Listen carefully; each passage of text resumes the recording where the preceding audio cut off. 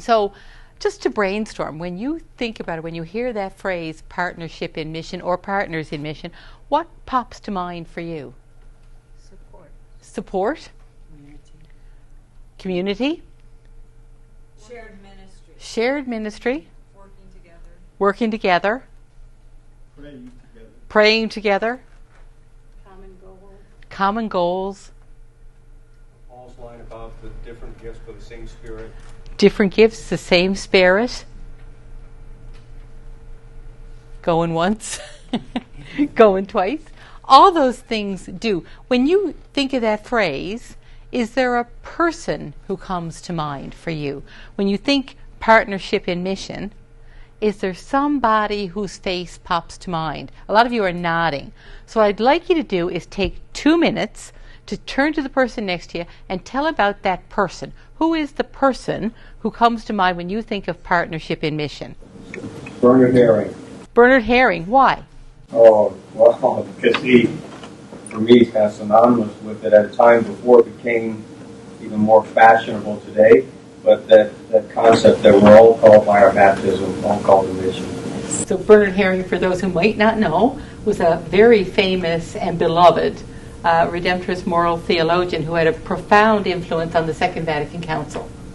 Right? So very strong lay association when I was asked to join in meetings, and I think 3 people in that group, which would be Craig, Mike, and Alicia, were very instrumental in bringing me in. They are truly, to me, partners in mission as laity. Mm-hmm.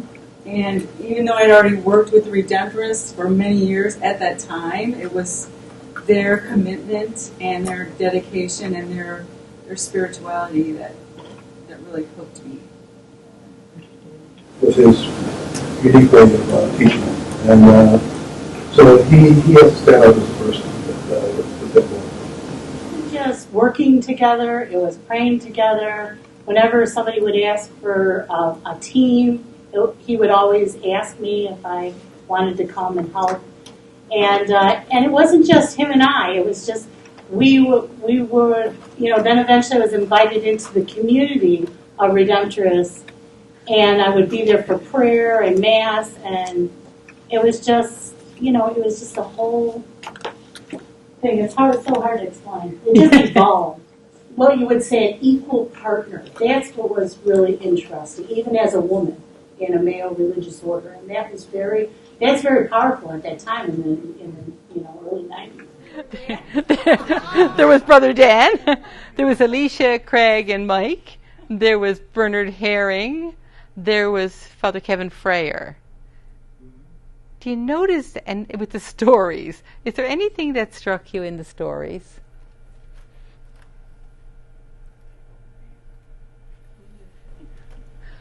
Seems to me there was 2 things. It's interesting. It's always interesting, the stories people tell. There were 2 things that really stood out for me. One was that we've all had somebody, because there was no shortage of conversation. We all had somebody we could call to mind who somehow embodied or illustrated partnership in mission for us. The other is that without exception, it was all about the mission. Interesting. You told stories about people, but you used the word evolving. You talked about 3 people. You talked about one person who really embodied this baptismal call and the rooting of everything in baptism, which is baptism into Jesus. That it's the mission of Christ, and it's the mission then of proclaiming plentiful redemption. It just strikes me that it's interesting that what you can draw from simple stories, in some ways they're not simple at all. So when we talk about partnership in mission right now, there's an evolving sense to it, Julie, that things have changed. I think back to the talk that Peter just gave before supper, and we talked about those founding personalities. There's a real temptation to simplify and to say that the Redemptorists were founded by Alphonsus on November the 9th, 1732, and that was it. And really, it's an evolving understanding of the mission and then how all of us have a part to play in it. So, when we talk about it now, we talk about it kind of as an umbrella. This is the best I can come. Peter used the word umbrella earlier, but this umbrella is an umbrella of sorts of partnership in mission, kinds, varieties. It's not like there are grades, it's variety.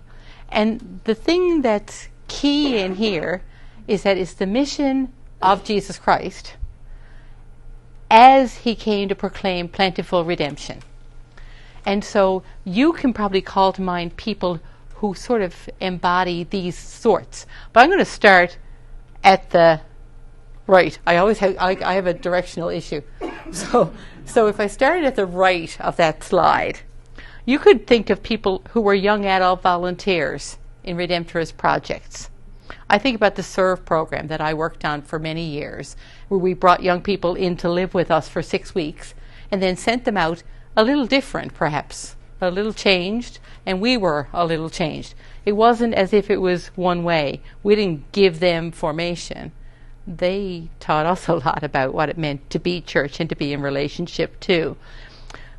We've often talked, you probably can think of people like this, and I think about Margie's husband, actually, when I think about this, a lover of Alphonsus. Joe Jensen, I think, has read everything. I mean, if there's 111 books written by Alphonsus, Joe's probably read 112 of them. And he just loves Alphonsus. There are people out there who are drawn by Alphonsus, and that's a form of partnership and mission. We don't necessarily think that someone who just plain loves the writings of Alphonsus or loves something about him, that he necessarily or she necessarily needs more formation. What they exist to do is to soak in that presence of Alphonsus. You might think about, there are other religious communities that share a common charism and even a common foundational aspect. With Redemptorists, we think about, certainly we already talked about the Redemptoristines and the Redemptorists being two branches of the one vine. But there are others too. The IHMs would be one. There are others as well. Who are some of them? Yeah, the Oblates of Mary Immaculate. They actually use the Redemptorist rule to spin off their own. There's a bishop in Canada who says, yeah, we took your rule and perfected it. Not too sure. Sisters of Philadelphia, yeah. Founded by John Newman. Yeah, the Franciscan Sisters of Philadelphia. There are a couple of orders in Germany. The Garza Schwestern. I don't know what their official name is, but they usually just call them the Garza Sisters. Yeah. So there are actually... The Mexico, that's okay. Perpetual Help Sisters, founded by Redemptorists in Mexico. In Canada, the Sisters of Service. Yeah. Oblates of Divine Providence. Oblates of Divine Providence. Yeah. So just think about all the communities we just named that actually were founded by Redemptorists or in the Redemptorist spirit. They're certainly partners in that mission, of proclaiming plentiful redemption. We don't necessarily think they need more formation, but we need to recognize that they're part of the family, right? That there's a variety of forms. And so you kind of think about Redemptorist co-workers in ministry. Think about some of the parish admin assistants that we have. Right? They may or may not see themselves as partners in mission, but we do. That some of our employees are also partners in mission. Now, some are not. There are employees who are just plain employees, and that is great. But there are some who see themselves and who we can see as partners in mission. Not necessarily asking for much more, but they're already doing it, right? So you can move kind of around under that umbrella, but look up towards the left. And at the left, you can see benefactors. And Pat Woods used to talk about benefactees, but people who say who have received Redemptorist scholarships. So there's people who have given to Redemptorists financially or spiritually or morally their support, and then also ones who've received the support of Redemptorists. And they're, in a way, they also participate somehow in the mission. There's oblates. We've talked, I don't know if many of you talk about oblates, but oblates are actually named in the general statutes as close collaborators, but in many areas have become kind of honorary Redemptorists. They're not always seen as active participants, but sometimes because of long service, they've become they're recognized in an honorary way. And then we have Redemptorist associates, those people who gather in groups to share the spirit, the spirituality, and to see how their lives and their participation in mission is motivated by Redemptorists and their connection to Redemptors by that spirit of plentiful redemption, proclaiming plentiful redemption. They don't necessarily look for more involvement. What they want most often is to see that their call shapes the way that they go back out into ministry, that their connection to the Redemptorist family shapes the way they go back out. And then there are lay missionaries of the Most Holy Redeemer. And today we'd say that those folks actually kind of see the world the way Redemptorists do. They actually see their participation in the church flowing through their Redemptorist connection. Now, you might want to think about where you see yourself, and you don't have to decide on that today. That's not necessary. The main point here is that this is an evolving reality. And just as the Redemptorist family didn't just come into being on one day in 1 year, and took a number of people in its foundational aspect to come into being at all, today we're realizing that we're a big family existing under that umbrella. What we are is a family of many forms. And where I take inspiration myself is often to look at the vowed Redemptorists, the professed Redemptorists. There are two forms of professed Redemptorists. Eh? There are the brothers and there are the priests. Now there's the students on their way to their profession and ordination, but there's brothers and priests. There are lay people and professed Redemptorists and ordained at the very heart of the Redemptorist family. So that helps me to see that there's a variety of forms of belonging. And so when I look at us in this room, I think of us as fingers of a hand, if you want. That the openness to the presence of lay people who share the Spirit and are committed to going out in mission, what that does is extends the reach of the Redemptorist family and allows the family to reach into places where the professed and ordained may not necessarily be able to go or may not go as a norm. I think often about my home. When I go home to my mother, who's terminally ill, and spend my lunchtimes with her, there's no Redemptorist walking into her kitchen on a regular basis. But I think when I go, what she sees is that somebody cares, that her life has meaning and dignity, that she still has something to say and do, that she's still part of this great mission, and that she is valuable, that her dignity is important.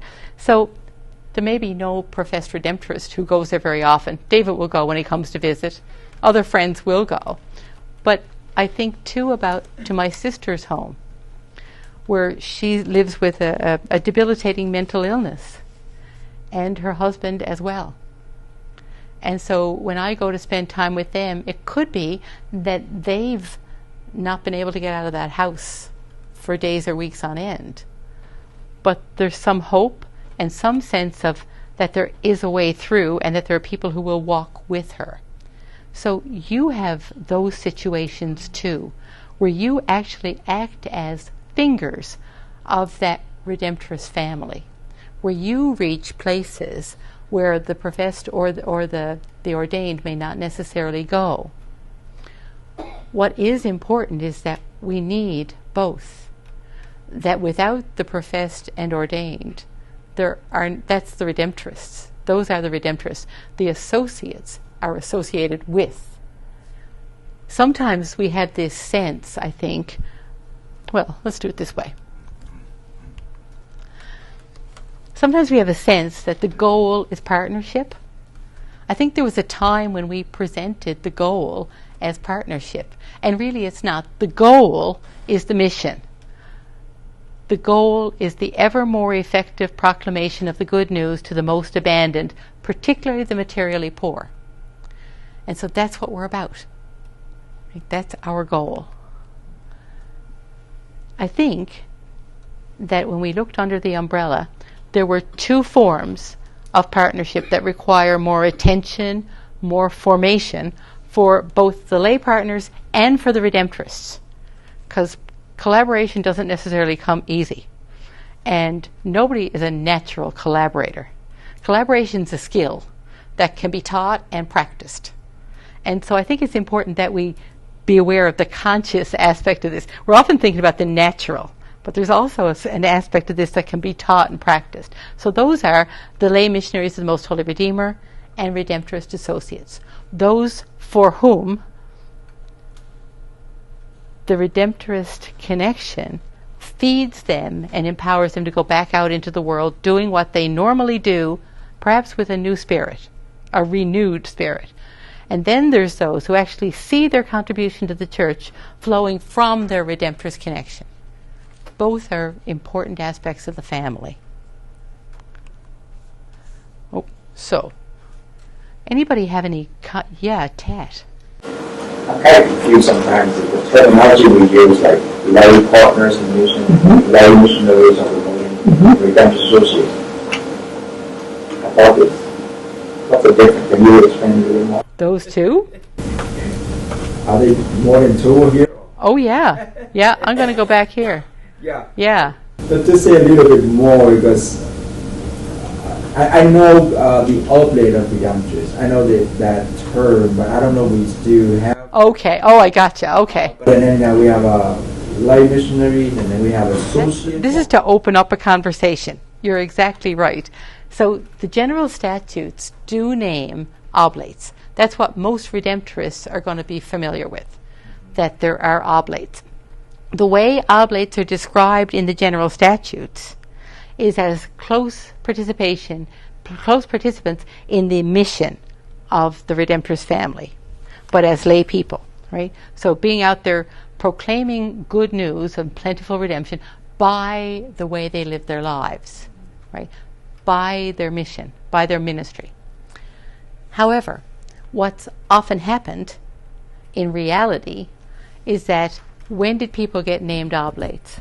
Yeah, often it was when they retired after 40 years of being a cook in a Redemptorist house. Yeah, and so it evolved, to use Julie's word, it evolved into something it was never intended to be. It was intended to be an active participant in the mission.